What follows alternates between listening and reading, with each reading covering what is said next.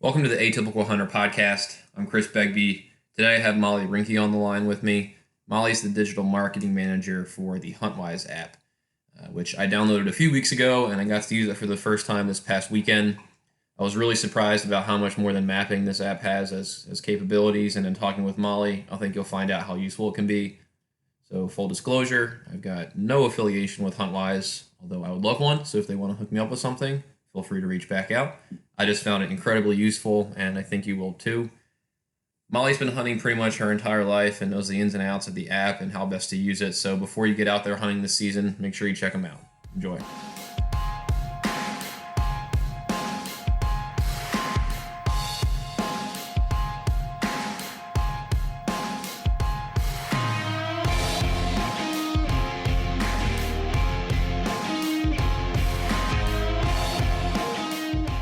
All right, I've got Molly Rinckey on the line with us from Huntwise. Molly, thanks for taking some time this morning to talk with us. How are you doing?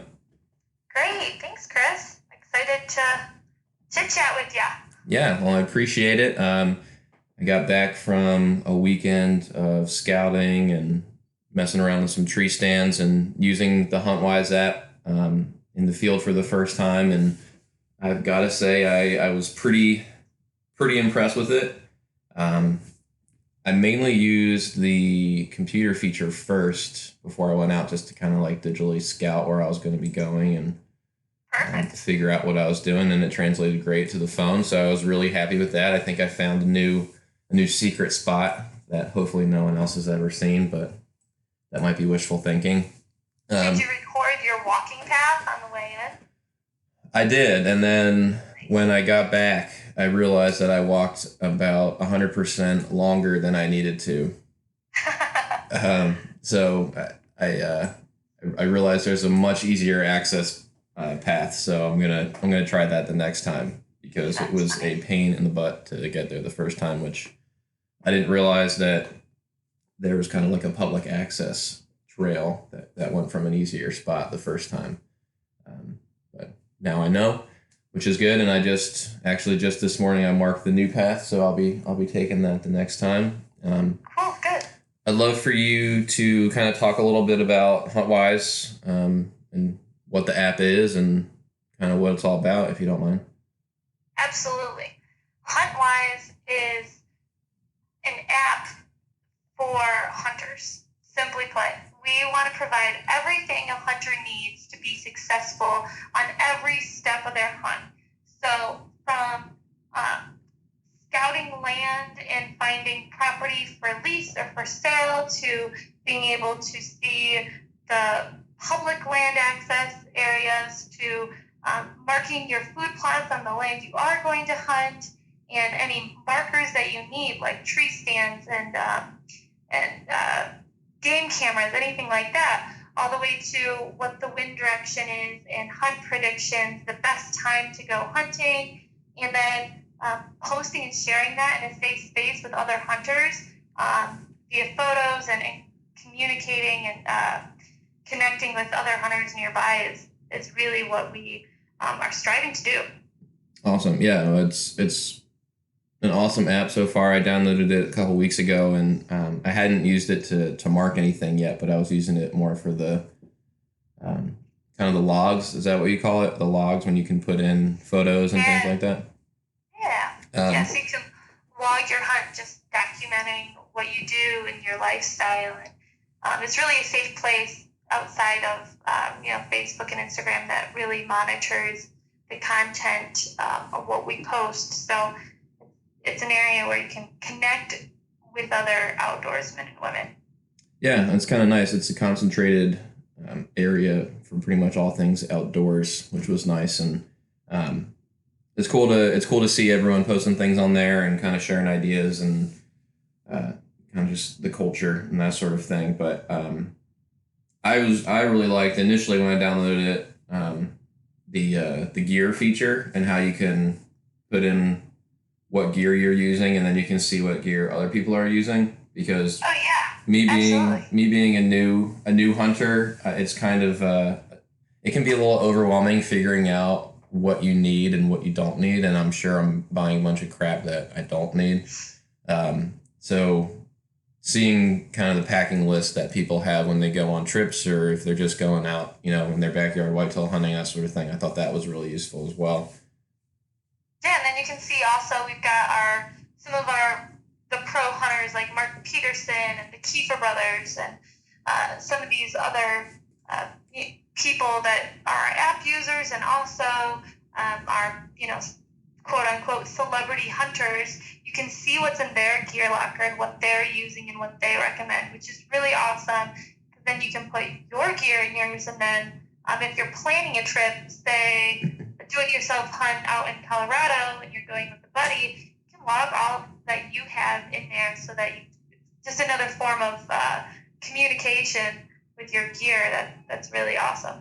Right. Yeah. Exactly. And me and Kyle, who he's not here today, we talk about gear stuff all the time because we're both always trying to figure out what we need and don't need and that sort of thing. And that's where we're starting to kind of log things in to take inventory of everything that we have and making sure we're doing the right thing. So, I mean, it's more than just a mapping app, which I really like because the mapping app is awesome. I mean, I've been pretty obsessed with using it this weekend. Once I actually started using it, and like I marked down all the property borders that I can go on, naming them my little cute names that I want to make sure I remember what plots I'm going on and that sort of thing. But it's really nice to see all the different features too, because it's kind of like a one-stop shop, which I can really appreciate. So you've been using the app, I'm assuming. How are you using it, and what's your background, that sort of thing? Okay, so I'm really excited about this app because I have got a big do-it-yourself elk hunt in Wyoming for archery elk hunt in Wyoming coming up this September. So I'm going with my brother, and my dad's going to just be our guide on the mountain. He's not hunting. I'm just calling him our mule. And so we're right now actively using the app every single day scouting. We've got a really awesome 3D mapping feature on the app where I can zoom in and find what the mountainsides actually look like, and where a great place to be to set yourself up to glass for at herds and things like that, and where we can get in and where the public access is and the roads. And the road layers are really cool because they not only have regular roads, you can get hiking trails, but the biking trails, the horse trails, anything like that. So you can see where these little trails are in the mountains. You can learn how to plan how to get away from them or how to get close to getting kind of in a remote location. So we're using it all the time. And then, of course, we're getting ready for archery whitetail here in Michigan, which is our kind of bread and butter to hunting. We are just about to start really clearing out our tree stands on our property and getting everything marked perfectly, and have that communicate between my dad, my brother, and my stepbrother, and my cousin who also hunts on our property. And we're able to kind of see where everything is, and then we can mark, the app. The feature in the app that I'm really excited about is the wind feature as well. So if we have a northwest wind, we can see what tree stands are the best for hunting with the northwest wind, and then I can call dibs on the cherry tree or dibs down in the swamp or something like that. And then we're able to, it's not like phone tag of where's the wind and what do we have available? Don't forget about this one or that one. We've got about 20 tree stands on our property. So we get really excited about getting all these things on the app and able to share it with my family members who also hunt with me. So that's how I use it right now. That's awesome. And that Wyoming trip sounds pretty cool too. Is that going to be your first time heading out to Wyoming or elk hunting in general? No. So I went on a do-it-yourself archery elk hunt when I was 15 years old with my dad. One day my dad was riding in the car with my brother and I, and he said, if you guys could go on any dream hunt anywhere, where would you go? We were like 15 and 14 maybe. And I said, I want to go hunt elk in Colorado. So that's what we did. A few years later, my dad and I did a 10-day elk hunt in Colorado, and I had just a great time. You know, like a 15-year-old girl with her dad for 10 days in the woods, you know, and Right. trying to get after elk. Even though I wasn't successful, I didn't get an elk or even get a shot at one. We had some close encounters, and it was like a life-changing experience for me at 15. Super fun. Yeah, that's what everyone says every time they go elk hunting. I've never done it, but they say once you do that, it's like a revolutionary experience that they have, and being so close to those animals that are so huge and loud and screaming, and it kind of changes your perspective on things. So how long have you been hunting for? Oh my goodness, I've been hunting for since 2002, I think. So however many years that is. I would have been 12 years old. 13, I shot my first buck. I've got an October birthday, so I shot my first deer when I was 13 on Halloween. That's cool. And yeah. I imagine you have the superstition that Halloween is the good time to go deer hunting now. Absolutely. I've been hearing I that. think Halloween is one of the best days of the year to be sitting in the woods. I stand by that. If you're a bow hunter and it's Halloween, like every year I feel like, even in my college years, I would, you know, be a hunter in the morning and then go do my college shenanigans in the evening. But some years I just skip Halloween altogether, and I just say, I'm going to be invisible this year. I'm going to be in camo. I'm going to be a hunter for Halloween. That's usually my go-to. So why do you think Halloween's such a good time? Is it the weather or something? I think so. I think it's just the start of the rut. The beginning of that perfect time of year. You get most of September, depending on where you hunt the deer in your area. Not September, October. Most of October, you're, trying to hunt deer based on their behaviors as far as food plots and deer trails and their routine. But then when the rut kicks in, everything changes. Yeah. You get bucks that you've never seen before entering into your area. You get just such a mix-up and shake-up, and it's awesome. And I think that Halloween is really kind of like especially for bow hunters, like a little shift in the change, the beginning of the best month of the year, Right. Yeah. Well, I'll make sure I'm out there on Halloween this year then, that's for sure. Because I've probably talked to a dozen people who have said the same things, like you got to be out there right at Halloween. You got to be out there. So I was like, okay. If you're bow hunting, that's the time to be. So you're in Illinois. Yep. I'm trying to think about other states that firearm seasons. I think everybody starts pretty a bit later. In Michigan, we start on the 15th every year. So that 2 weeks before the 15th is kind of like a bow hunter's. You're in the woods as much as you can possibly be, because that's our time to hunt the rut with your bow, and Halloween's kind of the beginning to that, I feel like. Yeah, and that's definitely what me. I'm going with the bow pretty much the whole hunting season, I think, until I get something, and then we'll see if I switch over to shotgun if I can or something, or like maybe a muzzle loader later in the season. But I know we kind of like talked a little bit before, but I'm using my pop's old bow that he had from like 1988 that I'm using, so it's going to be kind of like a retirement party for that bow. Hopefully get something, then I can retire it and get something new. So definitely going to be out there for Halloween. So you grew up in Michigan, and I'm imagining it sounds like you have property through your family. Is that where most of your hunts are done? Yeah, that's my dad grew up in a small town in the middle of Michigan, and in the middle of the Lower Peninsula, of course, and calls himself a farm boy in a suit. We live in Grand Rapids, so our travel time to our hunting property is about an hour away, and my grandma lives in a beautiful old farmhouse there, and that's our hunting camp, and it's really the best setup because you can go hunt in the morning and then come back, and grandma's got breakfast for you ready, and then you nap for a little bit, and then you go back out, and that's kind of every weekend for the whole month of October, for me at least, or as many opportunities as I can get to be out there. that sounds pretty nice. That will definitely not be my experience. So I'm very jealous of that. I'll be driving a good amount and then probably grabbing like a McDonald's breakfast on the way home and then probably heading to work or something. So. Well, I think that's actually like great. I think that's a lot of hunters' situation, actually. Like that's how, in a McDonald's breakfast, you could do worse, right? That's true. I suppose that's true. Yeah.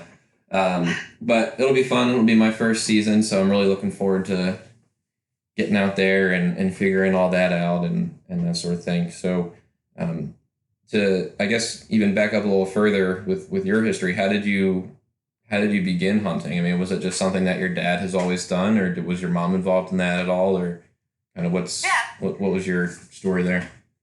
So I feel like I have been a hunter, or like thought of myself as a hunter since well before I actually hunted. It's just always been a part of who I was from the time I was a little baby. My dad would lift me up and say, "Kiss the deer," and for a deer, our deer mountain, he just always included my brother and I. My brother's 2 years younger than me, so we've done most everything kind of together.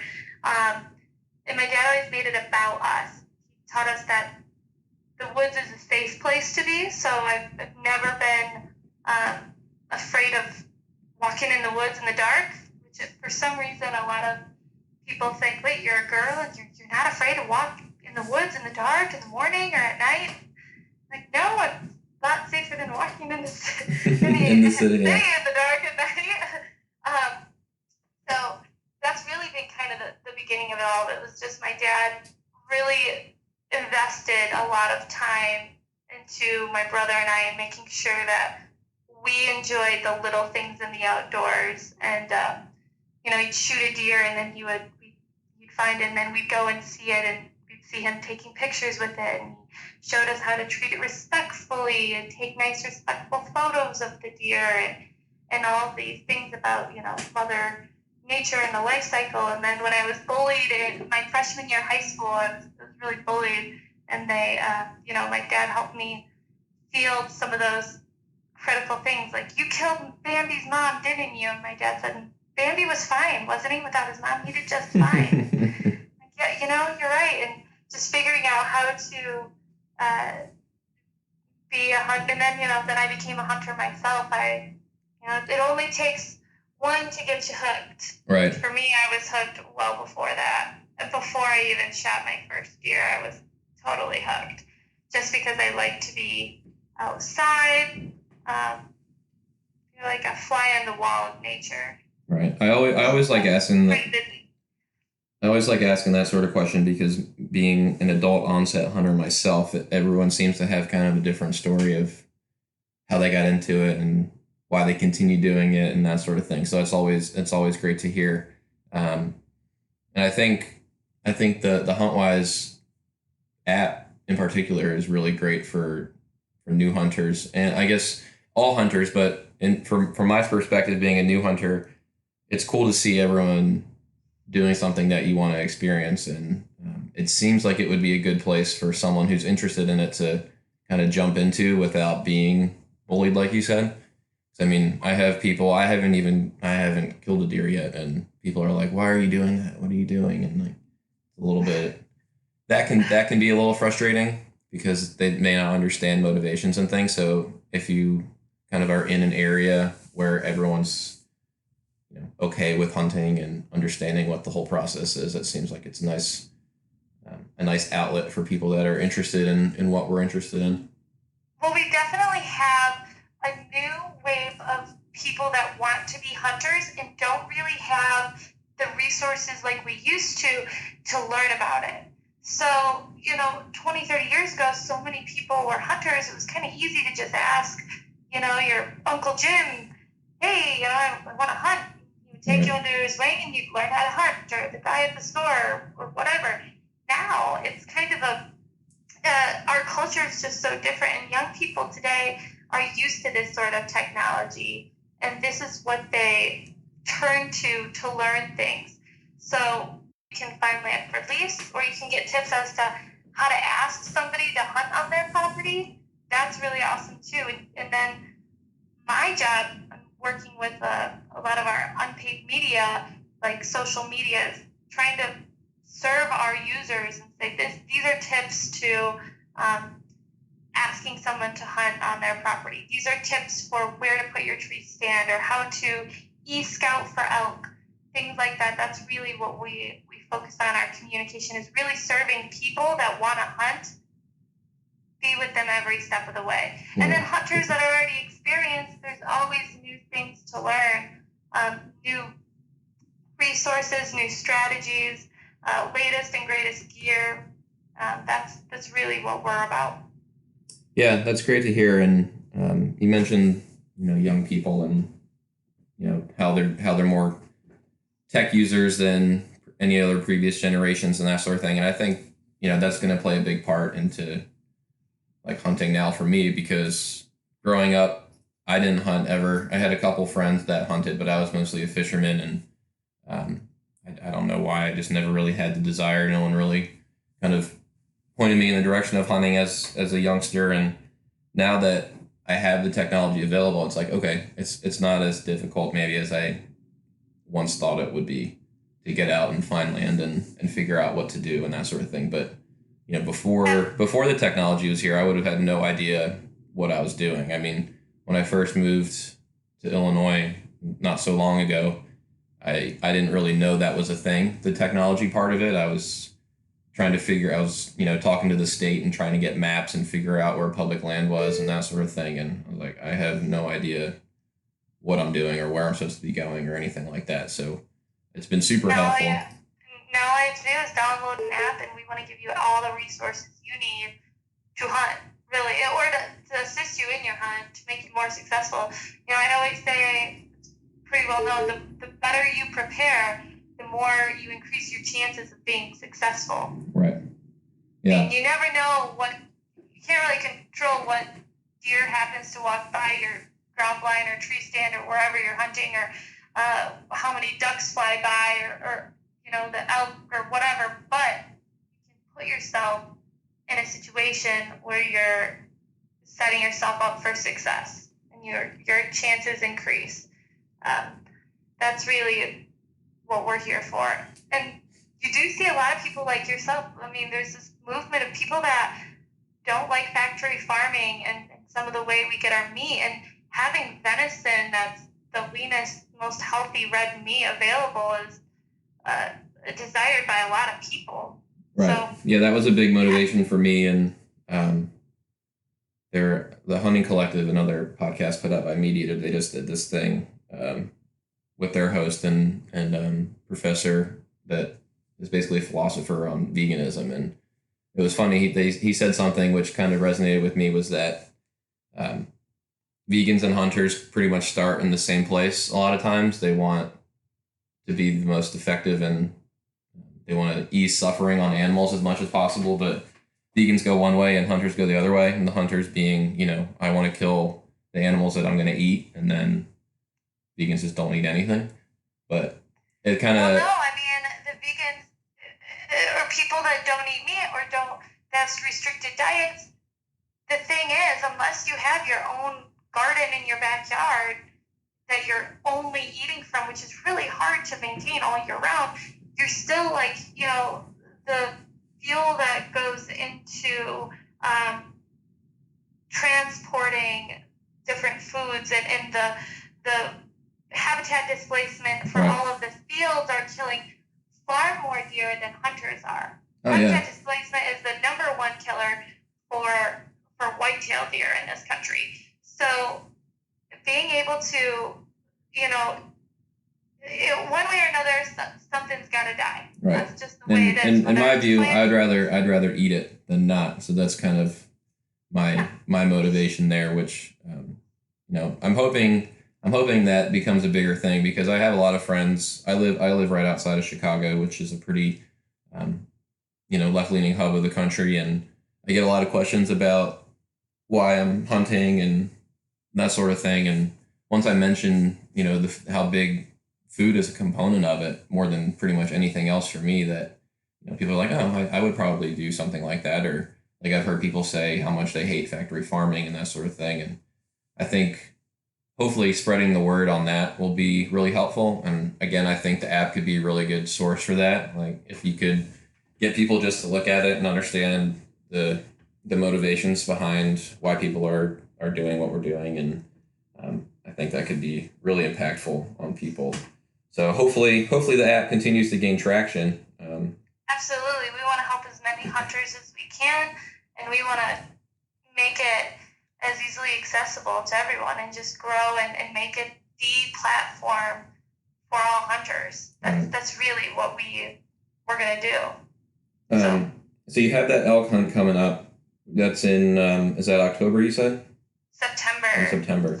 So you've done all your scouting and all preparations are done? No way. Preparations are never done, in my opinion.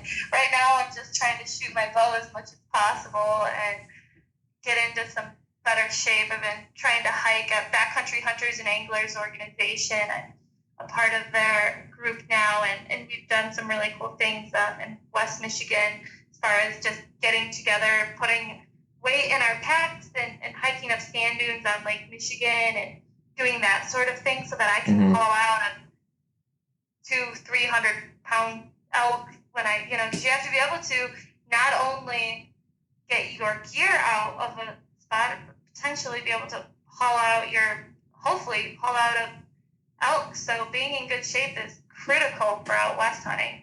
So that's what I'm trying to do right now. We've got most of our gear organized.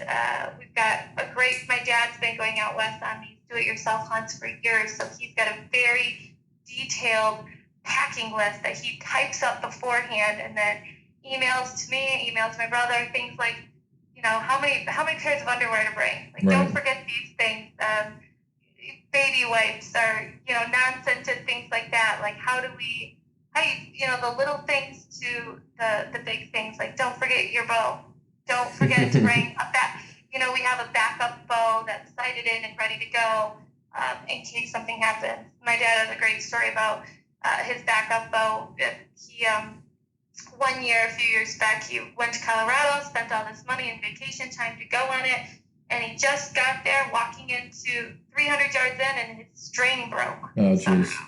Right. So what do? He just went back to his car, was able to grab his backup bow, and he lost 10 minutes of his hunt for his week of hunting. So that's really a huge deal if you're going to spend all the money on going on a big elk or mule deer or whatever kind of hunt, mountain goats, anything. Make sure that, think about bringing a backup bow or a backup gun to be prepared in case something happens. Just always be prepared is really the key. Yeah. I guess I wouldn't have thought about that, especially being that I will be whitetail hunting in the fall. The worst case scenario was I drive an hour and a half and then, the bow breaks or something and I just drive an hour and a half back home. But yeah, if you're... I don't have a backup bow for whitetail hunting. Right. Whitetail hunting, I'm just like, if I have something wrong with my bow, just run to a shop, archery shop, and they'll hook you up. But if you're out, 5 miles in somewhere and then your bow breaks, it's not going to turn out so well for you, especially if you're thousands of miles away from home. Right, exactly. Yes, that's good advice. Anything in particular you think the app is going to help you guys out with on the elk hunt? Oh, definitely the e-scouting right now is just a total pivotal change. Being able to zoom in and see the actual 3D elevation, like seeing what you're about to walk into is huge, at least for me. And then being able to save that map so that when we go off the grid and don't have cell service, we're able to utilize that. I think most of the time we'll be sticking together, but you can also track your path, track your walking path. So if I was going on my own, or if we do leave our base camp that we'll set up, you'll always be able to find your way back. So mark your path and then use your phone to get all the way back. And all of that can be done offline, so you can put your phone in airplane mode or whatever you do so that you don't have to worry about using your battery life, which is really awesome. Oh, another thing that we talked about that I'm really excited that you're so excited about is cell phone service. Right. Do you remember this? Yeah. So that's a mapping layer as well. So being able to plan ahead of time and see, like, I have Verizon, right? So is there Verizon coverage anywhere around where we're hunting? Is there AT&T coverage anywhere around where we're hunting? So you can kind of plan ahead of time if you're going to have cell service or not, and where you're going to be able to make a call from if you do need help, things like that. Yeah, that feature.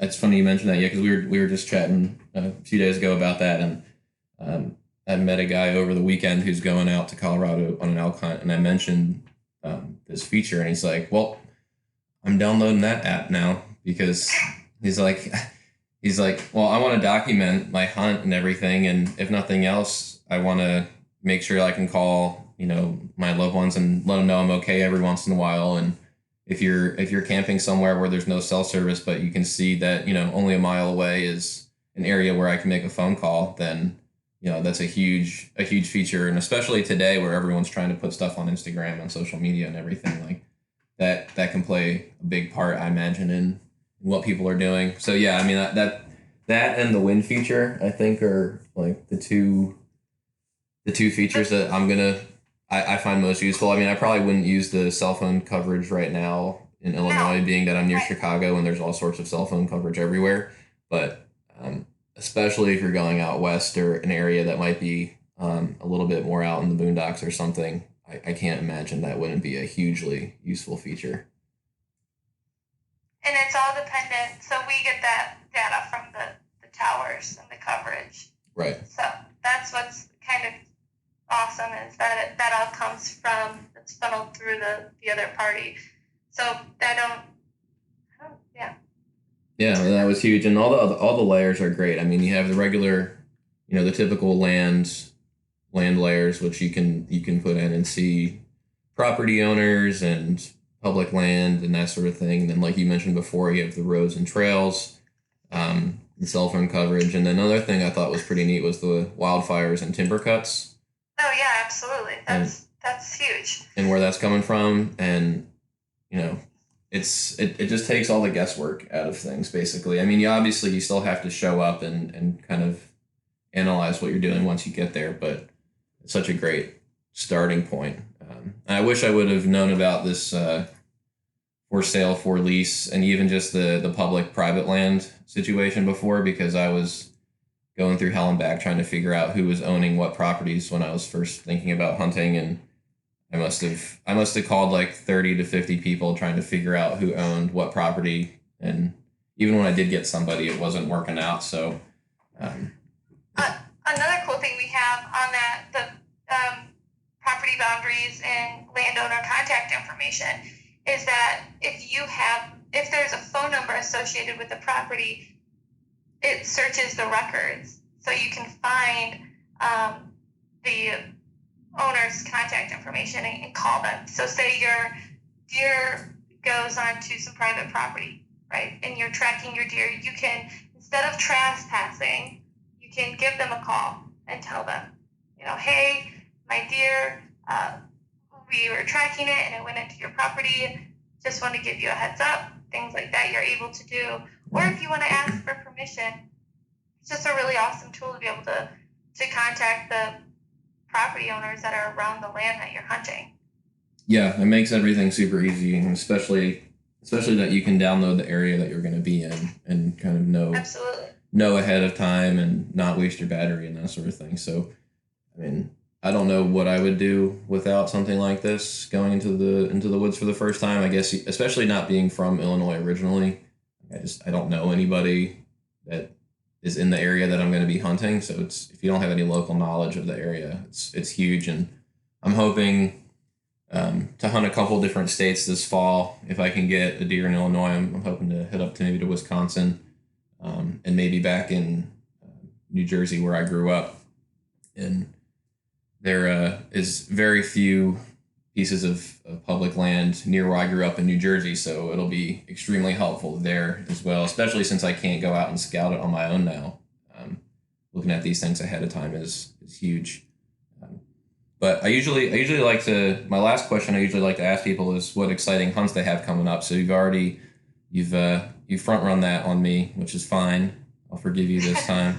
Um, anything else you're looking forward to in the fall? I know you have your big elk hunt, which you're gonna have to keep us posted on. I'm hoping you'll put it on the Huntwise app and we can follow it on there, and hopefully you're all successful.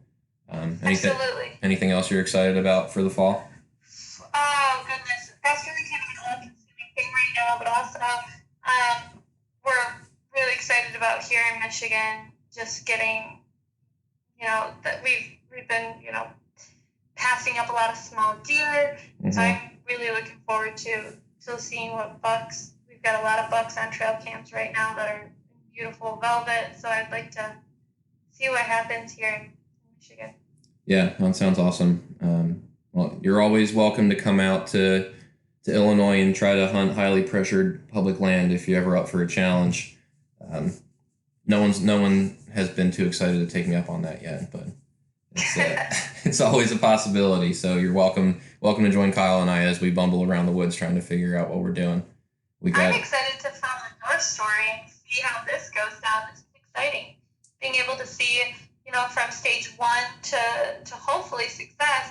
A lot of hunters grow up kind of doing it, and to be able to have someone like you documenting from start to finish what it's like to try to get into hunting independently, outside of a family member, as an adult in 2019 is such a cool thing to be able to witness, especially as hunters, because we're kind of naive to what it would be like to just start. Yeah, it's a little nerve-wracking. I hung my first tree stand and got up in a tree for the first time on my own this weekend, and that was a little hairy. But because I've been in a tree stand twice, and they were ladder stands, and they had been there for years and years and years, and were very secure, and I had no part in constructing them or anything like that. So getting my climbing sticks and my mobile tree stand up there and sitting in there, I was like, okay, let's make sure I'm not going to die being 15 feet up in the air, falling out of the tree here. That was interesting. But yeah, I appreciate that. It's an interesting experience. It's a lot of getting out of my comfort zone, I guess, and figuring out what to do. And I've been finding it's a lot of trial by error and figuring out what I can and can't do. Was it easy? I told you they're pretty easy to put up there. They're not hard.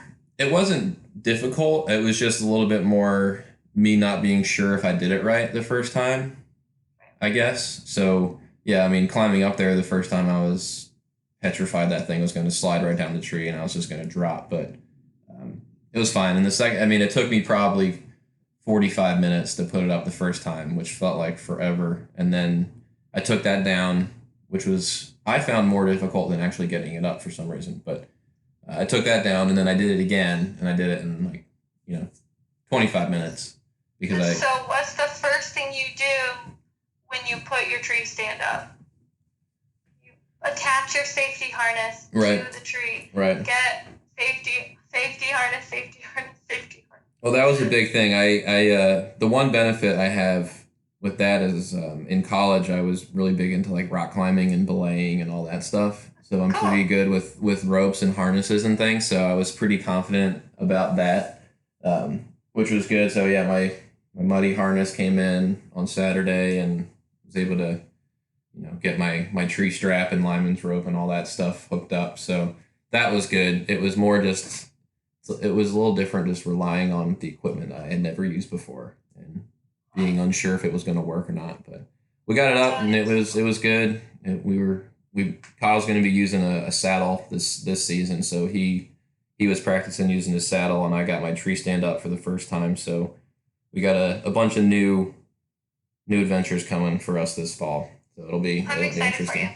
Yeah, and I'll make sure we keep pictures coming and letting everyone know how it's going. I'm sure we're going to have a lot of failure in the beginning. Well, I guess failure is not a good word. A lot of learning experiences in the beginning as we figure it out.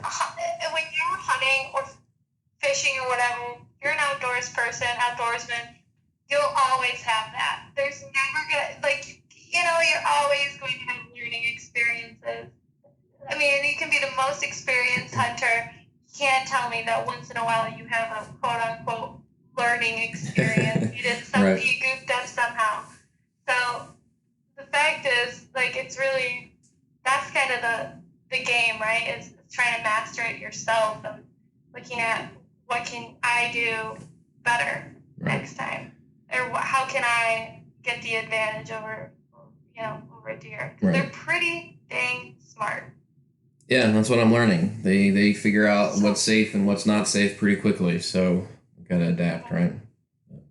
So I'm excited, and I'll make sure we're keeping you abreast of everything. And like I said, make sure you're letting us know how the elk hunt goes. We're really excited to hear about your experience out there. And I just want to thank you for taking some time for us today and telling us about the app and your history. I always find the history of hunters the most fascinating thing, so I appreciate you sharing that with us. And hopefully we'll talk to you again soon. Thank you so much. I'm really excited for you. I'm going to be following you as well. So thank you for having me on. Thanks for listening. That was Molly Rinckey with Huntwise. You can find them on their social media pages on Facebook, on Instagram. Their name is Huntwise app, and their website is huntwise.com. I love the website. You should definitely check it out. And as always, please like, follow, comment on the podcast pages wherever you're listening to them. We really appreciate that, and it really helps us out, especially as we're trying to grow here. So thanks for listening again, and happy hunting.